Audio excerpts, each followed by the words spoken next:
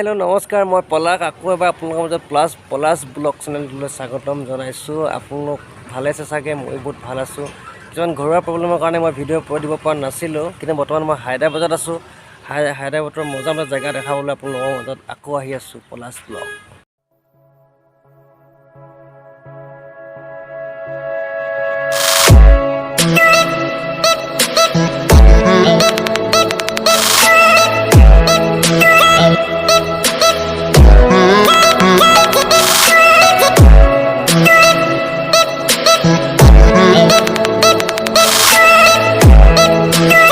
Finally আপোনালোকৰ আশীৰ্বাদত মোৰ 100K নহয়, 100 ছাবস্ক্ৰাইবাৰ সম্পূৰ্ণ হ'ল। আপোনালোকক বহুত বহুত ধন্যবাদ, মোৰ অন্তৰৰ পৰা ধন্যবাদ দিছোঁ। আপোনালোকে ইমানখিনি মৰম কৰাৰ কাৰণে মই আপোনালোকক অন্তৰৰ পৰা ধন্যবাদ জ্ঞাপন কৰিছোঁ। আৰু ভৱিষ্যতে মোক আপোনালোকে আৰু মৰম কৰি যাব বুলি মই আশাবাদী। অতি সোনকালে মোক আপোনালোকে 1K ছাবস্ক্ৰাইবাৰ কৰি দিব বুলি মই আশাবাদী। ধন্যবাদ। মই চেনেলটো খোলা আজি বহুত দিনেই হ'ল, 6 মাহ 7 মাহ মানে হ'ল, কিন্তু মই তাত বিশেষ কাম কৰা নাছিলোঁ।